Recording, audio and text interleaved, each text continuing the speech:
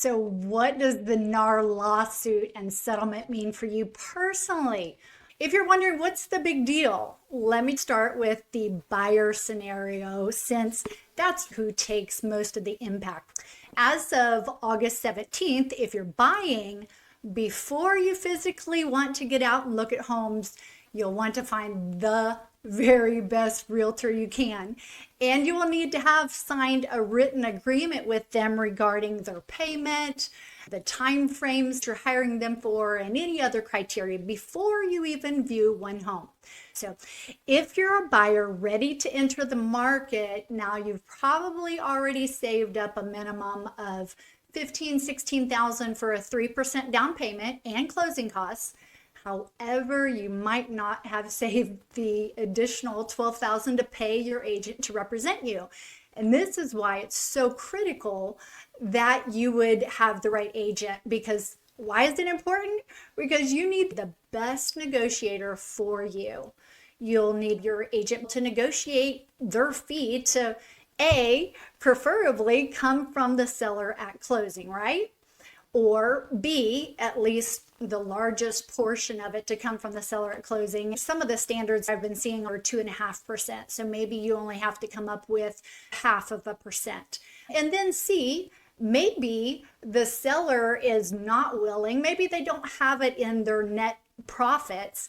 And so as a final recourse, providing the home is worth it to you, and if the seller is not going to agree to A or B, then your agent could possibly negotiate to raise the purchase price of the home by the $12,000, and then the seller would take that $12,000 and agree to give that amount in buyer agent concessions. I know you're probably thinking, okay, that sounds doable, right? So there's a couple other things. As of the 17th, the MLS cannot show any information about compensation online. What that means for you is that when you are looking at homes on Zillow or whatever your favorite app is, neither you or the agent is going to know if that seller is able or they have the intentions to pay the agent fee. So your agent will need to reach out to each and every listing agent on the homes you want to tour to get the information for you.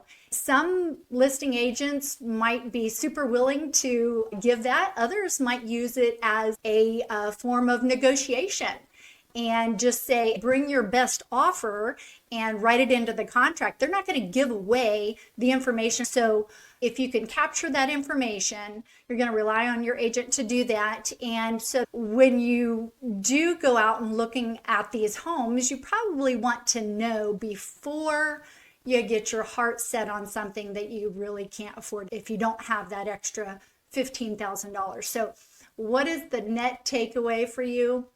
It's really going to all be about negotiation. Your agent's compensation is going to be worked out directly between you and your agent in the agency agreement that you will sign.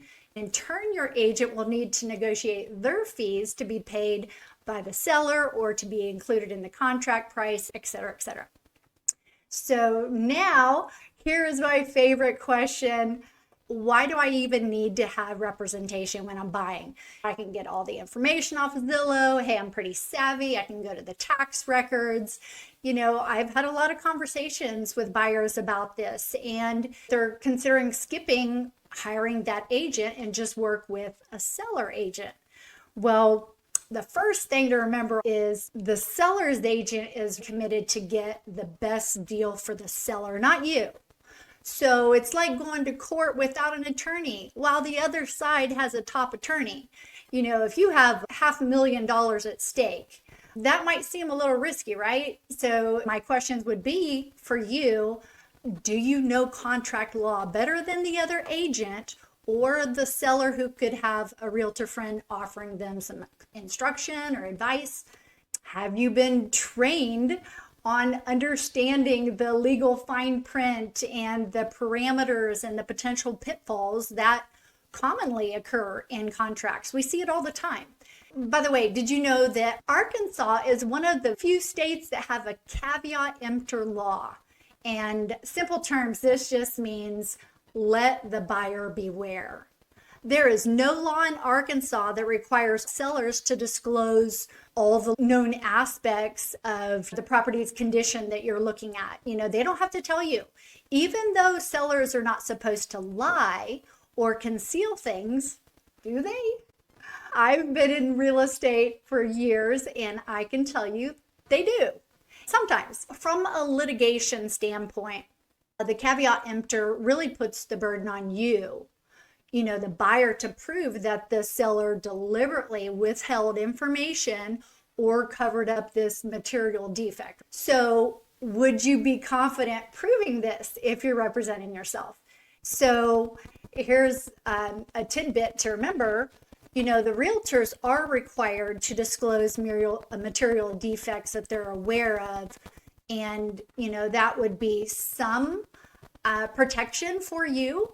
But the thing is the seller has hired the agent, and the listing agent is not responsible for discovering possible issues to the buyers. They are required to disclose material defects if they know them. That's it.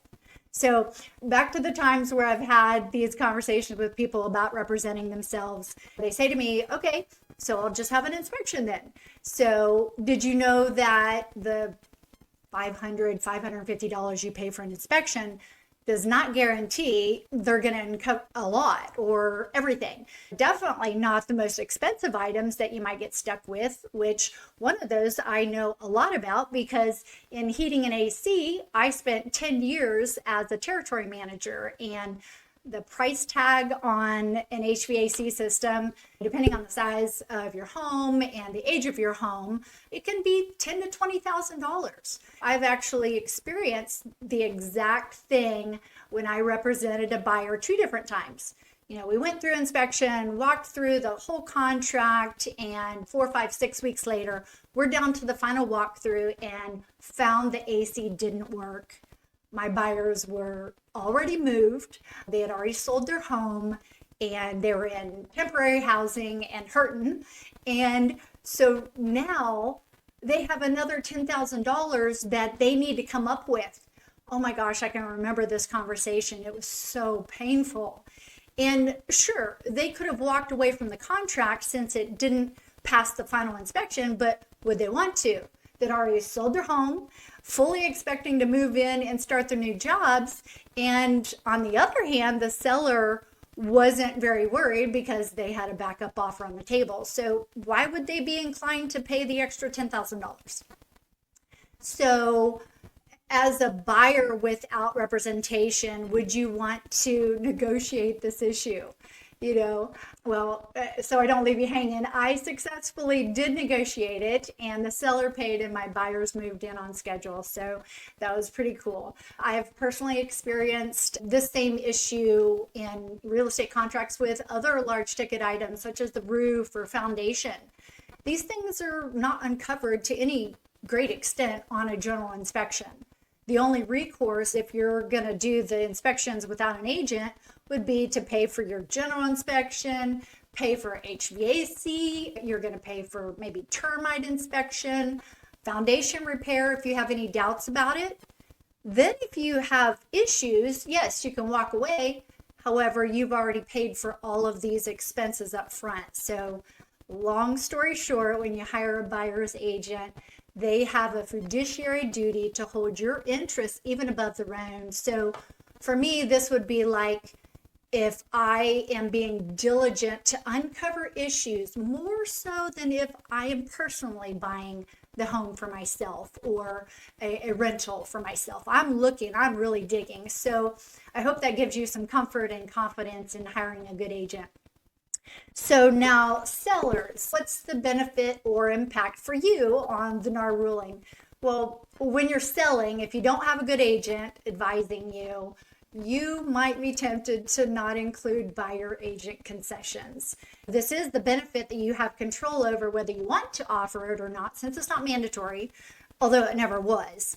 But as a standard, it was expected and it was in the MLS. So why would you still want to offer, a full or at least a large part of the buyer agent commission? because it makes your listing attract more buyers, which means you have more potential for multiple offers and or better offers. Buyers who don't have the funds to pay for their agent's commission might be likely to not even view your home. Instead, they're going to favor home options where the seller is paying their agent's fees. So if you're selling, talk to your agent about how this affects your overall strategy. Ask questions about your agreement with them. And remember, these changes are all making the process more transparent and gives you more control. Then another aspect is, how does it impact the market as a whole? So let's take a step back and look at a bigger picture. Although there is a lot of extra work now that goes into a transaction, the positive side is that with compensation negotiated directly, there's potential for more personalized deals. It also means agents and clients need to have a lot of open and honest conversation. These new rules might seem overwhelming, but if you have the right information and a good agent by your side, you can be ready to jump in with confidence, full steam ahead. So I hope you found this information really helpful. I hope it's valuable to you. And if you have questions, if you want to learn anything more specifically, reach out to me directly. I would love to help. I'm here. Don't forget to like the video, hit subscribe button, and ring the bell so you don't miss any updates. And thanks for watching, you guys. I will see you next time.